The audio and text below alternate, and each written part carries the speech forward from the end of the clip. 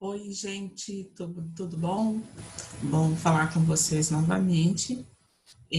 Hoje nós vamos continuar as nossas atividades do Caderno do Aprender Sempre, volume 3, tá? Deixa a professora aqui colocar o óculos aí. Deixa eu fazer a apresentação da tela para vocês darem uma boa olhada em qual página nós estamos. Então, nós estamos lá na página 11, certo? A aula 4, investigando mistérios. Tem um pouquinho de barulho em casa. Pedir desculpa para vocês aí, gente, ignore os barulhos. Tá? Então, o que a gente precisa fazer aqui? Reconhecer os elementos que compõem o conto de mistério. Escrever um trecho dando continuidade ao conto de mistério. Bom, nós vamos fazer a leitura, né, a atividade 1, que é a leitura do trecho extraído do conto, né, extraído da narrativa Conto de Mistério de Stanislau Ponte Preta. Mas eu pergunto para vocês, quem foi Stanislau Ponte Preta? Deixa a professora fazer um stop share e vamos conhecer o Stanislau. Bora comigo aqui. Aí, vamos falar um pouquinho sobre esse autor, Stanislau Ponte Preta. É o pseudônimo, para quem não se lembra o que é pseudônimo, né? Pseudônimo é como se fosse deixa a professora buscar um termo dos dias de hoje, né? É um nickname que as pessoas escolhiam, né? Os autores escolhiam dentro da época que eles viveram, né? Para escrever os seus livros, para ficar um pouco mais reconhecível ao seu público. Mas, na verdade, o Stanislau Ponte Preta, então é o pseudônimo, né? É o nickname de Sérgio Marcos Rangel Porto. Vamos conhecer um pouquinho sobre o Sérgio, né? O Sérgio Porto nasceu em 1923 na cidade do Rio de Janeiro, viu, gente? Foi escritor, foi cronista, jornalista, radialista brasileiro, entre outras coisas, né? E ele marcou bastante a presença dele na literatura nacional, escrevendo livros de paródia. Quem lembra o que é a paródia? Escrever de uma forma um pouco mais irônica, satírica, deixa a professora buscar uma palavra para os dias de hoje, zoando, né, alguma coisa, né, utilizando-se de humor, tá? Então, o que o Stanislau, ou Sérgio Porto, publicou, qual foi a presença marcante dele na literatura? Foi escrevendo esses livros de paródia, tá? Também escreveu crônicas, né, e os seus personagens que são mais conhecidos, né, as suas criações, né, que a gente reconhece com mais veemência, é A Velha Contrabandista, um texto que nós vamos ler aí mais para frente, e o Tia Zulmira, tá? O Stanislau, como eu falei para vocês, nasceu no Rio de Janeiro, em Copacabana, em 1923.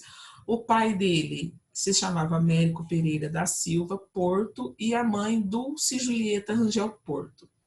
Foi registrado com o nome de Sérgio Marcos Rangel Porto. Foi uma criança alegre, assim como vocês são, pré-adolescentes alegres, né? E despertou cedo sua vocação para o humor e desenvolveu a arte de dar apelidos e fazer imitações.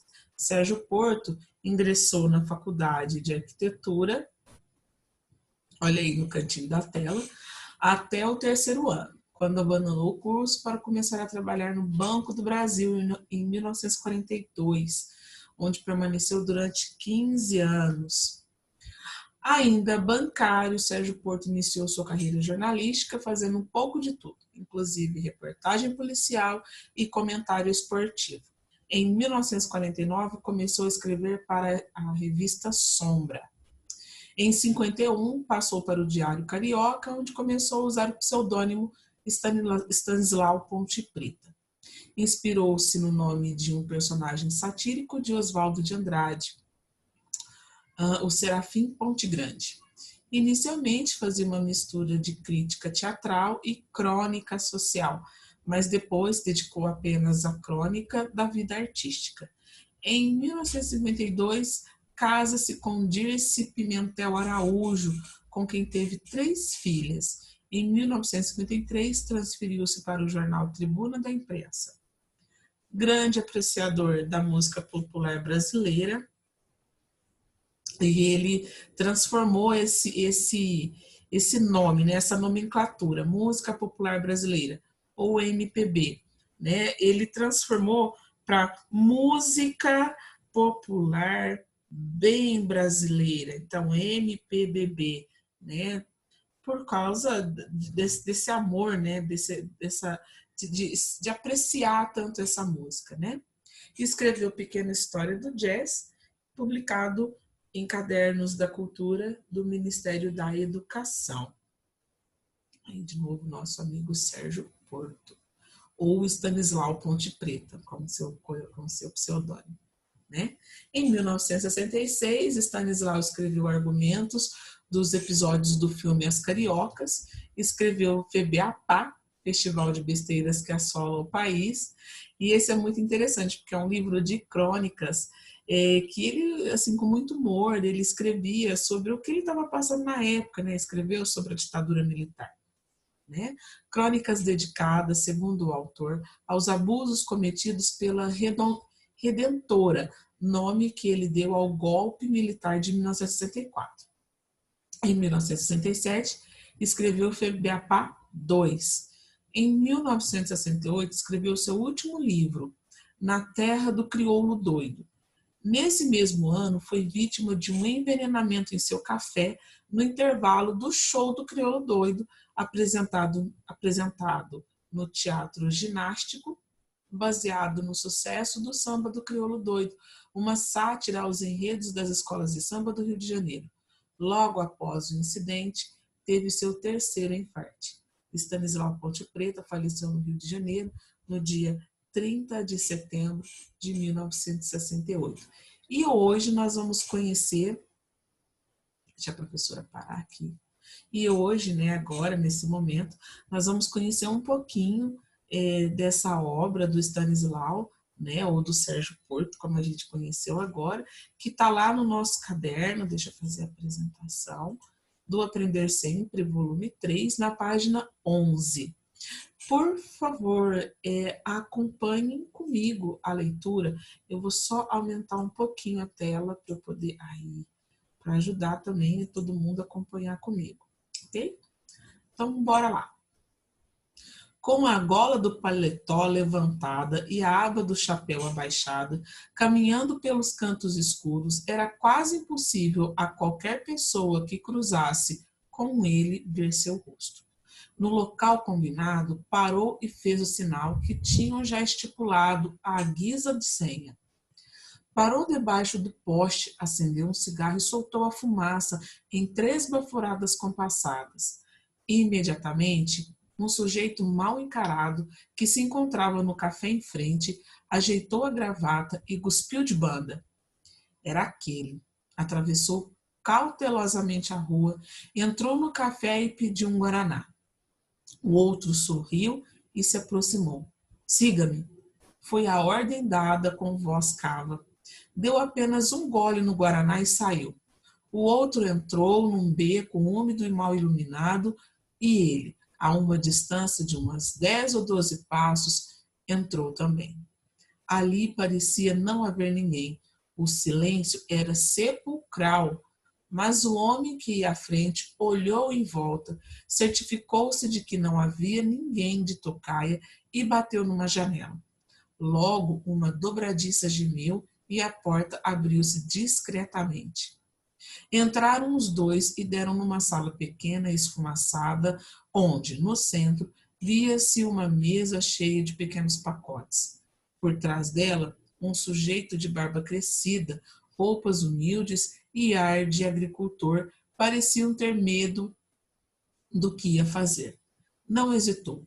Porém, quando o homem que entrara na frente apontou para o que entrara em seguida e disse: é este, o que estava por trás da mesa pegou um dos pacotes e entregou ao que falara.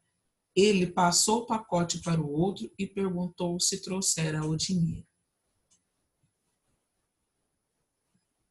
Eita, gente, gente, vocês conseguem imaginar o que será que tinha nesses pacotes?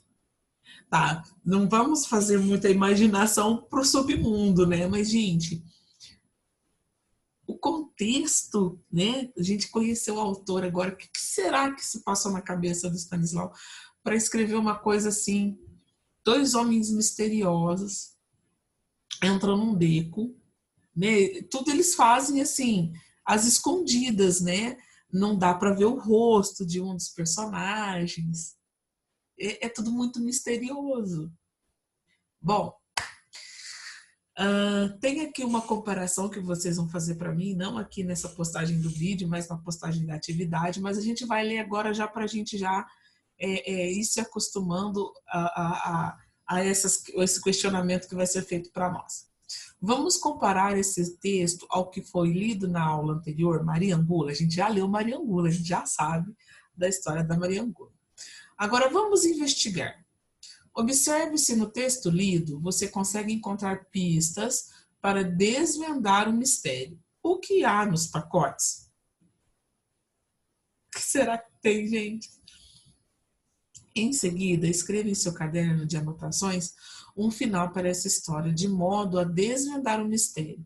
Socialize com seus colegas a sua produção, comentando se seguiu ou não alguma pista do texto. Bom, a gente precisa entender essas pistas do texto. A professora falou agora há pouco, né? Primeiro, o homem estava com o paletó, né, de gola levantada e o chapéu de aba abaixada. Então, mal se podia ver o rosto dele. Então, daí já começa todo o mistério. Por que não podia ver o rosto dessa personagem? Qual que era o motivo dela estar com paletó? Será que estava frio? Será que estava calor? Será que era de noite? Será que era de dia? Eu acho que quando a gente olha as pistas do texto, a gente consegue imaginar, né? Outra coisa, eram dois homens e eles entram... Gente, quem é que entra no local pela janela?